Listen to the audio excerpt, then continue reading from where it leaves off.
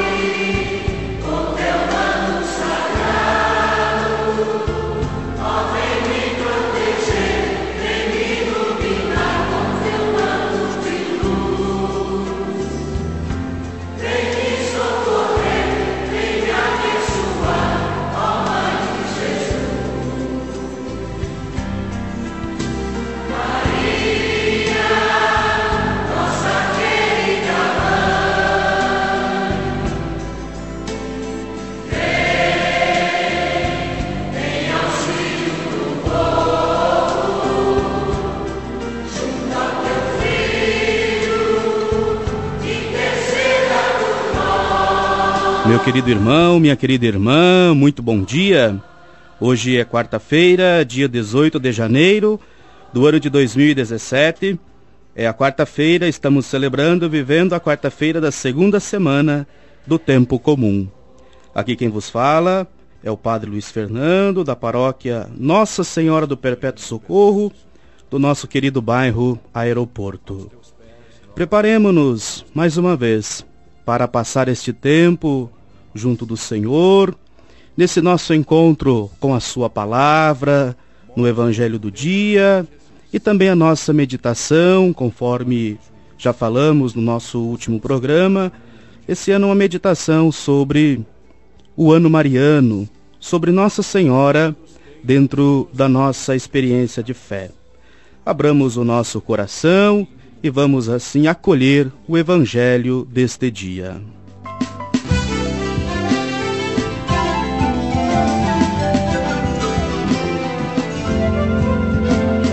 É como a chuva que lava, é como o fogo que arrasa.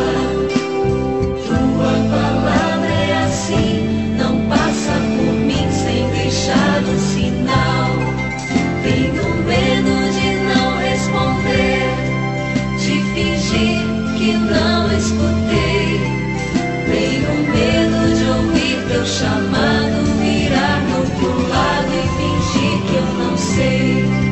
Tenho medo de ouvir teu chamado, virar no outro lado e fingir que eu não sei.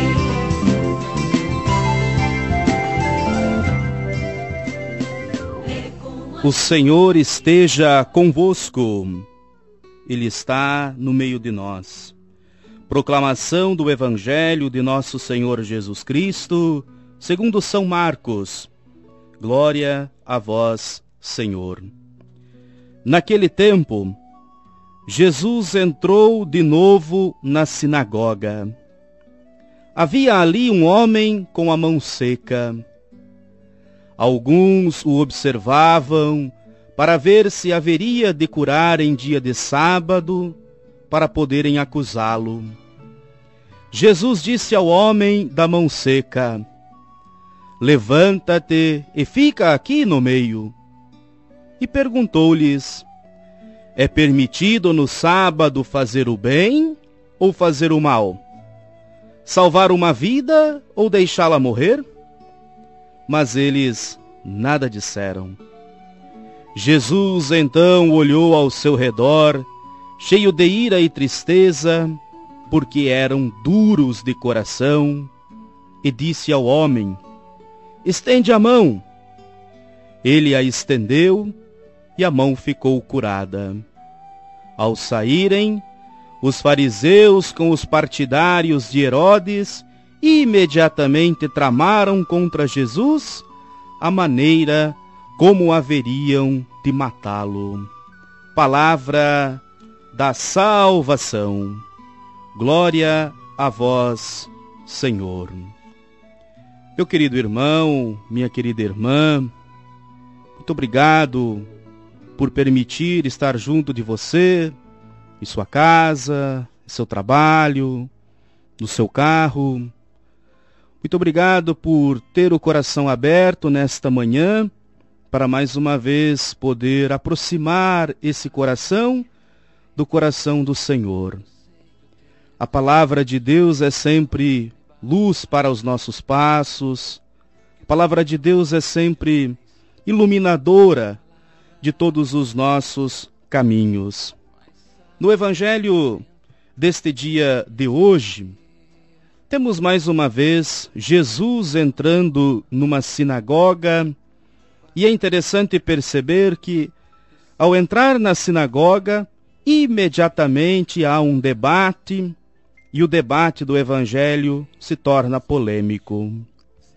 O centro da discussão é o sentido do sábado.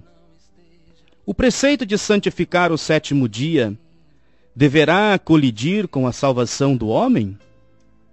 Ou então, será mesmo este o significado mais autêntico do sábado, dia concedido pelo Senhor para proteger a liberdade de um povo que já não é escravo e recordar-se da dignidade de ter sido criado à imagem e semelhança de Deus?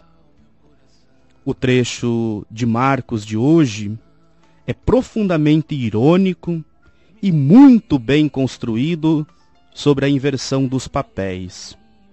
Os adversários aguardam um passo em falso de Jesus para poderem acusá-lo. Mas Jesus nada faz que contradiga o mandamento do sábado, pois ordenar a um homem que se coloque no meio da assembleia não viola o sábado. Sem querer fazer uma pergunta, dizer estende a mão, muito menos viola o sábado. Jesus não faz gestos, não usa as mãos com finalidades terapêuticas. Do trecho do Evangelho de hoje, Jesus simplesmente fala. A sua palavra, como a palavra criadora de Deus, é eficaz. Quem, pelo contrário, viola o sábado são precisamente os herodianos e os fariseus, que nesse dia santo fazem o que nunca é lícito e permitido fazer, como deliberarem como haveriam de matar um homem. Aqui nós percebemos a diferença. Por um lado, Jesus interpreta de forma autêntica o significado do sábado. Por outro, os seus adversários, atentos a pormenores ardilosos, violam na realidade os próprios fundamentos da lei. Meu querido irmão, minha querida irmã, mais uma vez a questão do sábado reporta-nos ao sentido autêntico do mandamento.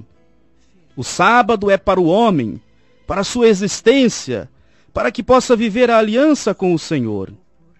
Qualquer interpretação que se afaste deste princípio, arrisca-se a esmagar aquele ao qual o mandamento é interessado, o ser humano.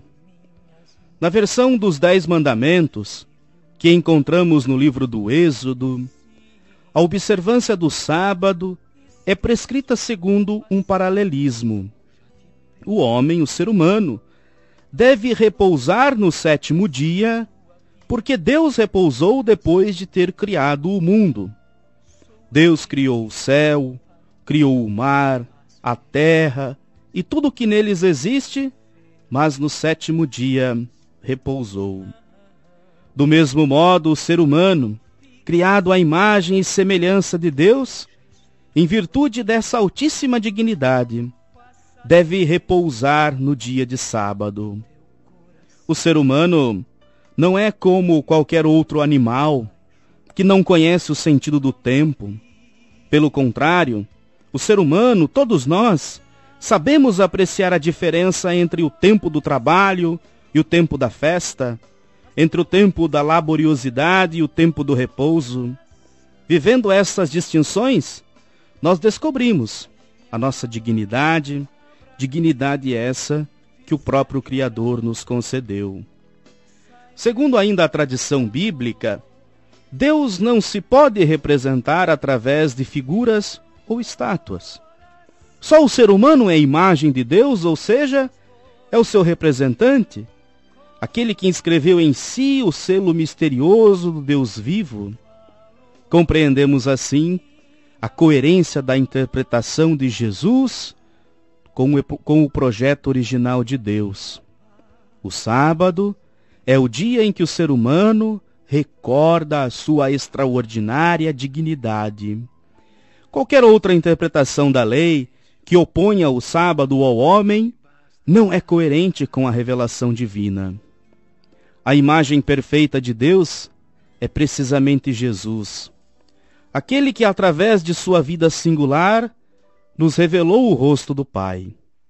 Olhando para ele, modelo de todas as pessoas, compreende-se assim em profundidade qual é a dignidade do ser humano e descobre-se também o que é a revelação de Deus.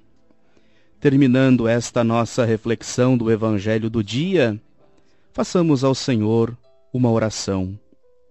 Pai de Jesus Cristo, nosso Senhor, que enviastes o vosso Filho unigênito ao mundo para nos libertar da escravidão do pecado, renovai ainda hoje no meio de nós os prodígios da vossa misericórdia, para que os corações dos homens, curados de todas as formas de incredulidade e egoísmo, possam viver sempre de vós, por vós e em vós, libertos do pecado e do poder da morte. Amém.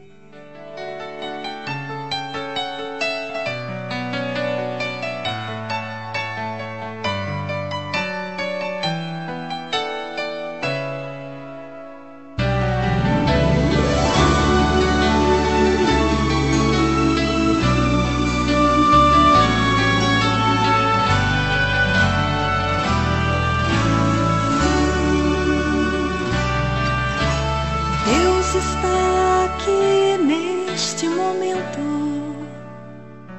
sua presença é real em meu viver.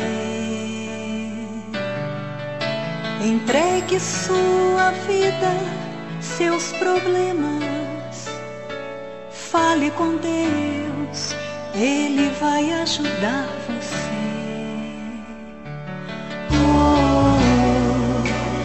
Deus te trouxe aqui para aliviar o seu sofrimento.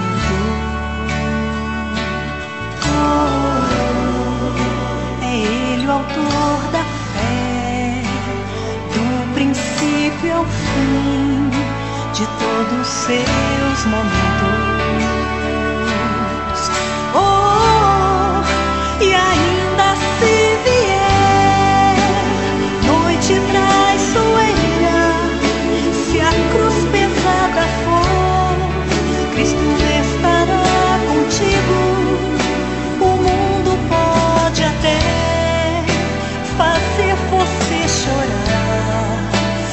Deus te quer sorrindo.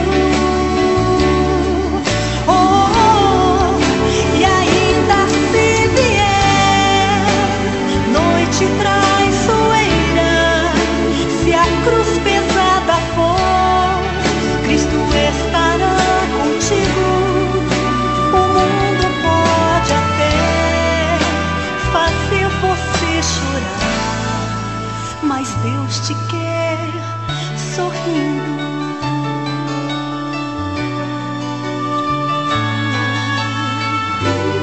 Meu querido irmão, minha querida irmã, nós estamos vivenciando, celebrando a convite da Igreja no Brasil, nesse ano de 2017, o Ano Nacional Mariano, comemorando de forma especial os 300 anos do encontro da imagem de Nossa Senhora Aparecida.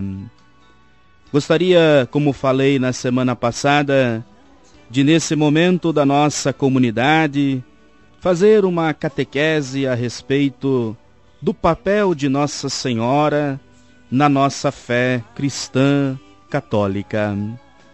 Já fizemos uma pequena introdução no nosso programa da quarta passada e hoje quero iniciar este nosso estudo de conhecimento um pouco mais a respeito da nossa fé, no que diz respeito a Nossa Senhora, a nossa mãe. E hoje quero iniciar a nossa catequese falando um pouquinho a respeito da relação que existe entre Maria e os 4 evangelhos. E também quero, no programa de hoje, começar a falar de como o evangelista Marcos compreende e descreve a mãe de Jesus para todos nós. Certamente muitos de nós temos curiosidades a respeito da Virgem Maria. Onde nasceu? Como se chamavam seus pais? Teve ela outros irmãos e irmãs? Como era o seu dia a dia? O que fazia antes de conhecer José e se tornar a mãe de Jesus? Como foi sua vida depois que Jesus morreu e ressuscitou? Como passou a velhice? O que aconteceu ao final de sua vida? Essas e outras tantas perguntas ficam sem resposta, pois a Bíblia não nos fornece detalhes sobre a vida de Nossa Senhora. Nos primeiros séculos do cristianismo, alguns grupos cristãos tentaram responder a essas perguntas. Mas eles acabaram dizendo coisas duvidosas, em muitos momentos falsas, porque não tinham nenhum fundamento histórico. Alguns, por exemplo, imaginavam que Maria era uma criança extraordinária, que se destacava de toda a família desde o começo de sua vida. Ela teria sido levada, ainda pequena, conforme essa tradição, para o templo onde um anjo a alimentava. José, nessa versão, era um viúvo que foi escolhido para tomar conta dela quando teve de sair do templo aos 13 anos. O nascimento de Jesus foi cercado de mistério e manifestações extraordinárias. Podemos conferir estas informações no chamado Proto-Evangelho de São Tiago. O menino Jesus teria tanto poder, segundo esse texto, que faria milagres de deixar espantadas as outras crianças. Esses escritos, hoje chamados de apócrifos, foram rejeitados pela Igreja, especialmente porque não articulam de maneira equilibrada a humanidade e a divindade de Jesus.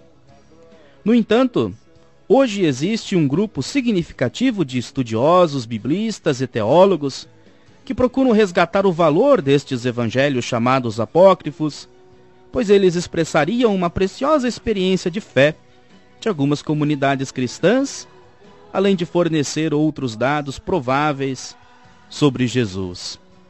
Particularmente, cremos que os evangelhos falam o suficiente sobre Maria.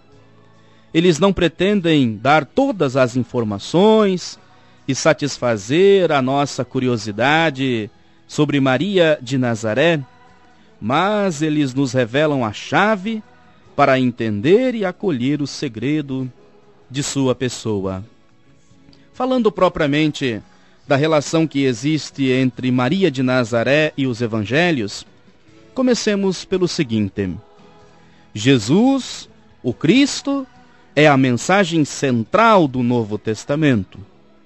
Os evangelhos recordam os principais fatos e palavras de Jesus à luz da ressurreição do Senhor e da sua atuação e da atuação do seu Espírito na comunidade.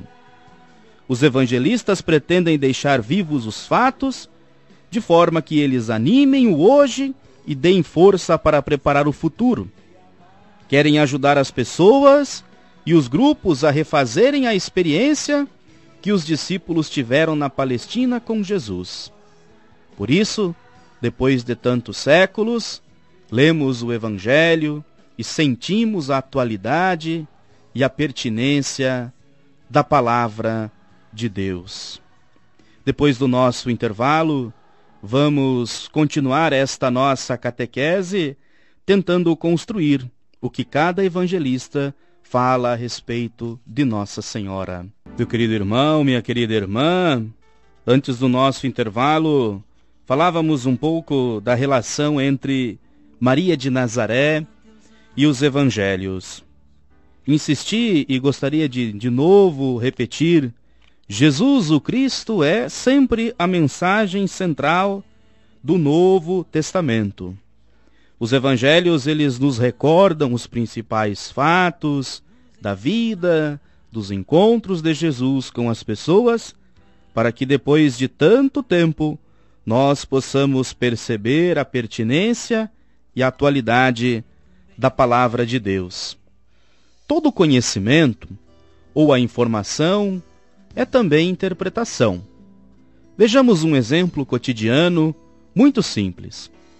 Você que me ouve, já tentou fazer a experiência de ver os telejornais de diferentes canais de TV um após o outro na mesma noite? Verá que dificilmente eles contam os fatos, as notícias do mesmo jeito. Um canal vai explorar o comentário do apresentador, o outro vai dar mais tempo a determinada notícia. Um destaca fatos que o outro coloca como secundário, ou mesmo ignora. Quando passar diante de uma banca de revistas, experimente também olhar as manchetes de vários jornais do mesmo dia. Você terá a mesma impressão. Um jornal vai destacar a política, o outro um acidente de carro, outro ainda um assalto ou alguma coisa de violento.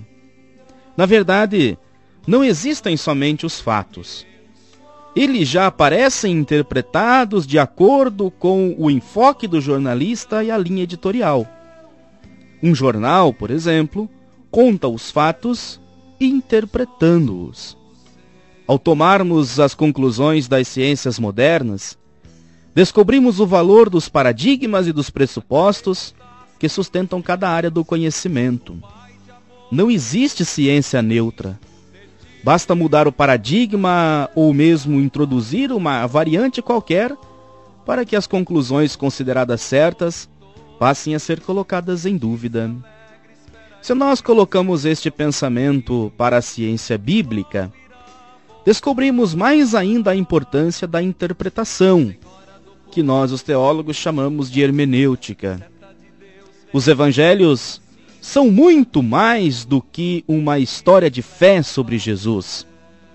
Eles foram escritos mais de 40 anos depois que Jesus havia passado na Palestina. Os gestos e as palavras de Jesus, que foram acolhidos e transmitidos no correr desses anos todos, foram reinterpretados segundo o contexto e a experiência de fé das comunidades. Compreendemos então por que existem 4 evangelhos, quando Jesus é um só. O evangelista, inspirado pelo Espírito Santo e refletindo a vivência de sua comunidade, anuncia os traços da pessoa e da mensagem de Jesus. De uma forma mais simples, cada evangelho se assemelha a uma linda colcha de retalhos coloridos, que foi tecida, juntada e bordada por Mateus, Marcos, Lucas e João. Os casos e as palavras de Jesus, que cada um recebeu da tradição oral e de prováveis fragmentos de relatos, são como os retalhos. Só encontram seu valor e sua beleza se vistos em conjunto, sendo ligados e relacionados com os fios da visão teológica do evangelista. Cada um costura os relatos, costura os retalhos de uma forma diferente. Por exemplo, Marcos, que é o primeiro evangelista, tem menos retalhos do que os outros. Ele destaca mais a atuação de Jesus, que inaugura o reino de Deus e combate as forças do mal. Mateus e Lucas receberam ainda retalhos de textos sobre a infância de Jesus e algumas outras pregações do Senhor. Mateus, por exemplo, mostra como Jesus realiza plenamente as promessas de Deus que foi dirigida ao povo judeu. Lucas destaca a misericórdia do Senhor e a salvação acontecendo na pessoa de Jesus. E João, o último evangelista, faz um belo bordado. Retrabalha tudo o que recebeu dos outros, escreve de outra forma o evangelho, como uma costureira ou bordadeira habilidosa e criativa. Às vezes ele faz tudo de novo. Os evangelhos, portanto, são o conjunto dessas lindas e coloridas colchas, tecidas com o fio da criatividade humana e da ação do Espírito Santo. Embelezam a nossa vida, dão-nos aconchego, cobrem-nos com a luz de Deus e aquecem o nosso coração. Os evangelhos foram escritos para falar de Jesus Cristo. E Maria sempre aparece em referência a Jesus e à comunidade dos seus seguidores. Por isso, os textos dos evangelhos que falam sobre Maria devem ser compreendidos no contexto de cada evangelho. Por exemplo, um bolso, uma prega ou uma estampa na roupa ganham beleza quando compõem com o todo. Os textos sobre Maria nos evangelhos são como partes ou detalhes costurados no lugar certo. Se compreendermos como eles estão tecidos e o lugar que ocupam, ficaremos maravilhados com tudo isso.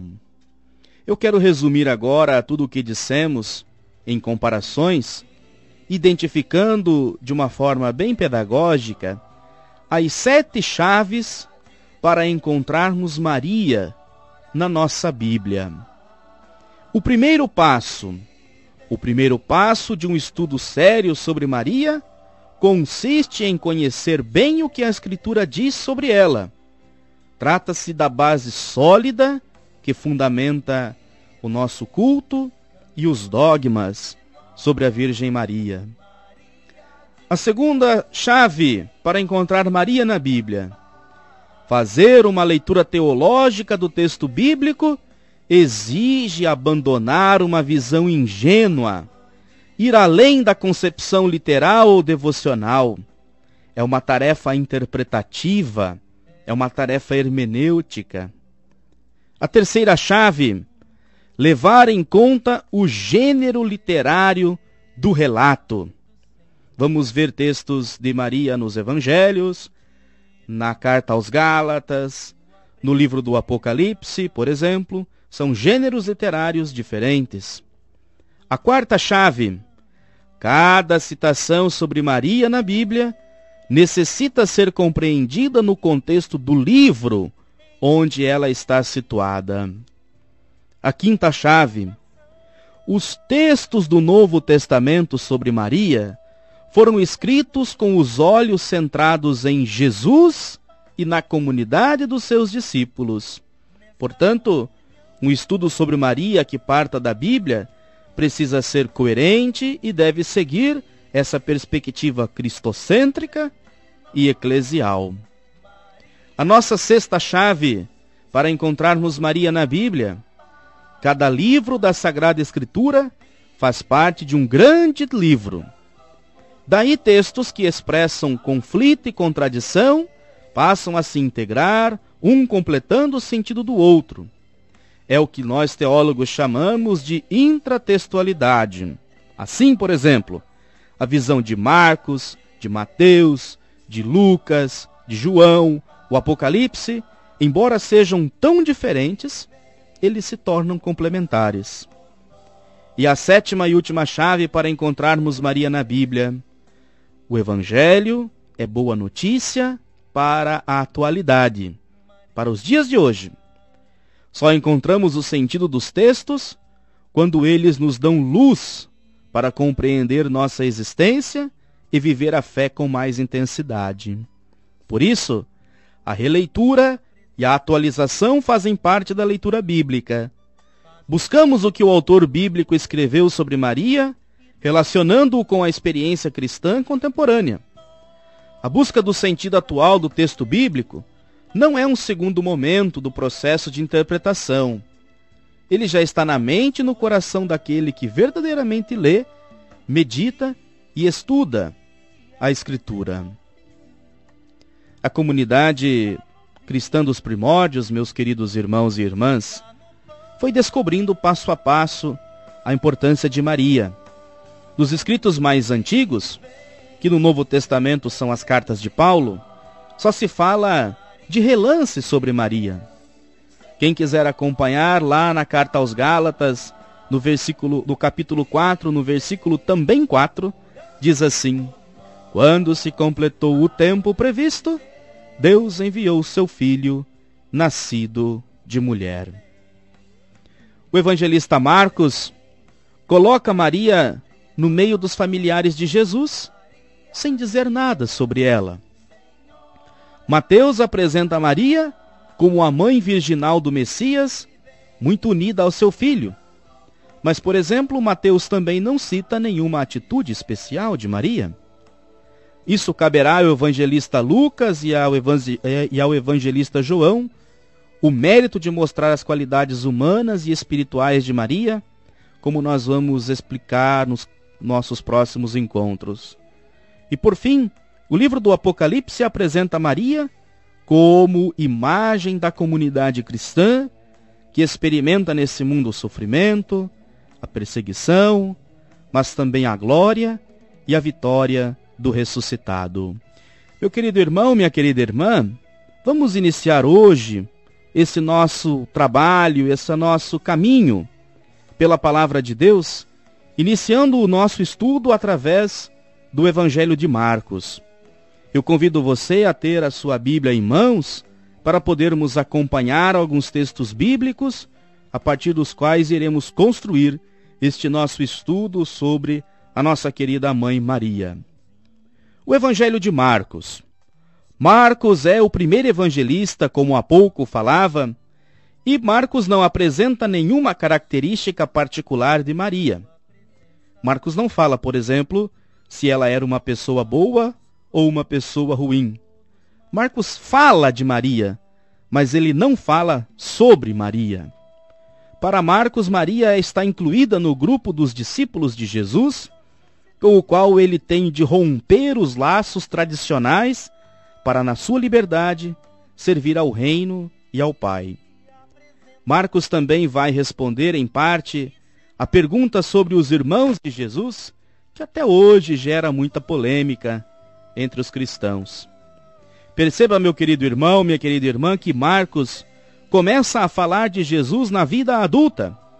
Ele abre o seu evangelho com a figura de João Batista, seguido do batismo de Jesus e da tentação no deserto. Então, irrompe o reino de Deus. No Evangelho de Marcos, nós não encontramos narrativas da infância de Jesus.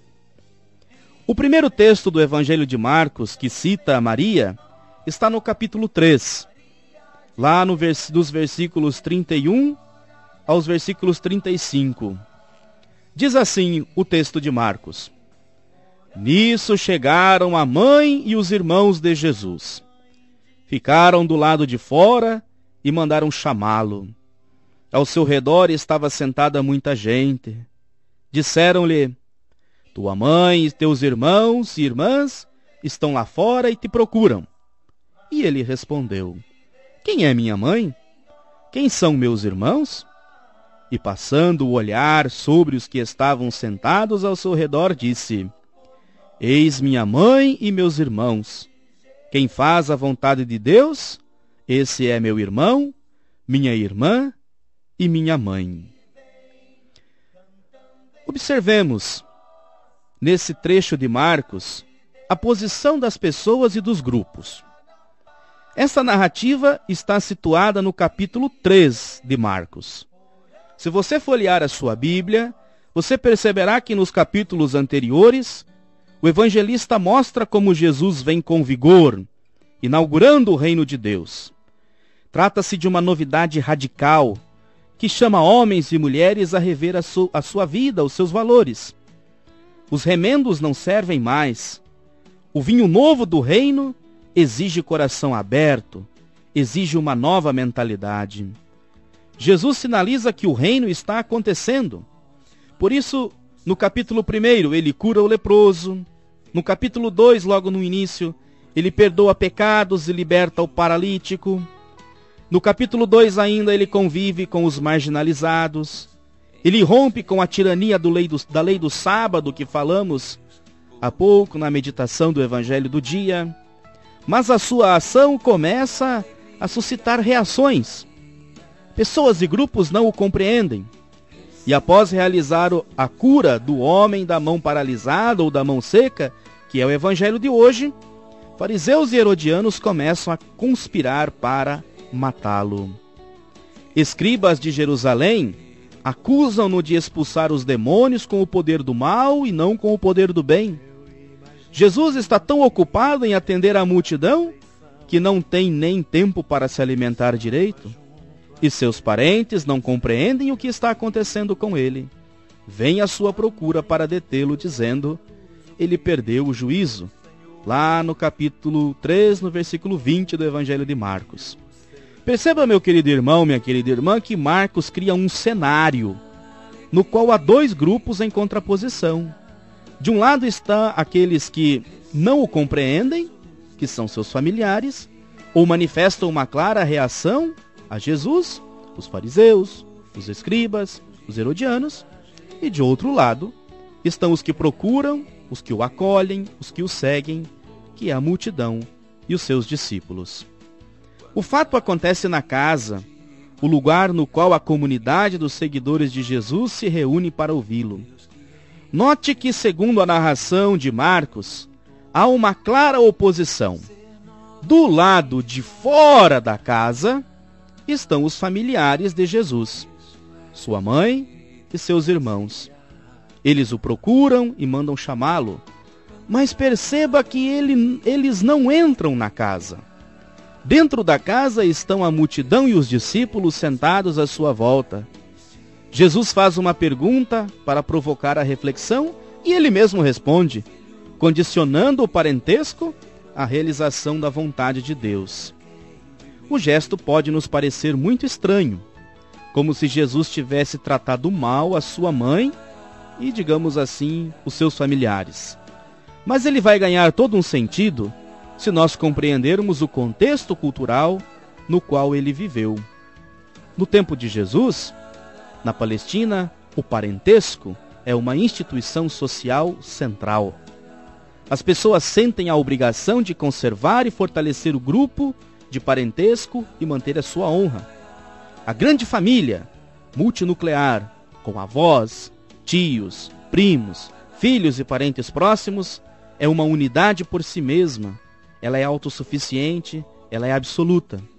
A relação de extrema proximidade com a mãe e a ausência do pai na casa favorecem laços simbióticos entre a mãe e os filhos. A grande dependência em relação à família dá pouca margem à autonomia. A pessoa nesse contexto não é considerada, em primeiro lugar, um indivíduo, com história própria, com personalidade, mas ele é um membro da família. Então compreendemos agora porque os parentes de Jesus o buscam. Parece que ele está colocando em crise o nome da sua família. Suas posturas e atitudes não condizem com a tradição cultural e religiosa do seu núcleo familiar, que vivia no interior da Galileia. Apesar, meus queridos irmãos e irmãs, da humanidade ter evoluído 2 milênios, ainda hoje persistem algumas características semelhantes às das sociedades mediterrâneas do tempo de Jesus. Nós que moramos no interior experimentamos muito bem isso, experimentamos algo parecido. Aqui em nosso meio, por exemplo, um jovem, ele é conhecido como o filho da dona fulana, ou o filho da família tal. Ele se sente, esse jovem, na obrigação de defender e garantir a honra da família. Para as mulheres, essa cobrança ainda hoje é maior. Se ela rompe com as tradições da família, em alguns momentos pode até ser expulsa de casa. Jesus, nesse trecho de Marcos que ouvimos hoje, rompe os laços de dependência em relação à família e à sua tradição. Esse gesto de Jesus é um gesto de extrema liberdade, dificilmente compreensível numa sociedade patriarcal que é fundamentada na tradição. Por isso nós ainda hoje nos espantamos com essas passagens do Evangelho, porque em grande medida a nossa sociedade também é patriarcal. O que Jesus propõe nesse texto, o que Marcos nos propõe, é a pertença a uma nova família, a dos seguidores, aqueles que fazem a vontade do Pai. Assim, Jesus relativiza de certa forma a família sanguínea e põe a base para novas formas de relacionamento. E como nós sabemos já o fim dessa história, Maria, ela tem a coragem depois de certamente entrar na casa e fazer parte do grupo daqueles e daquelas que seguem o seu filho Jesus. Ela é fiel, ela entende a mudança promovida pelo Senhor, ela entende que agora a família dele tem mais amplitude. É uma família onde todos aqueles que cumprem a vontade do Pai, testemunham o reino e lutam por uma vida melhor, têm todos o seu lugar. Na próxima semana, nós vamos continuar a nossa catequese sobre Maria, ainda dentro do Evangelho de Marcos. Temos 2 textos desse curto evangelho que nos interessam. Um é lá do capítulo 6, os primeiros versículos, e depois, lá no final do Evangelho de Marcos, também vamos encontrar a passagem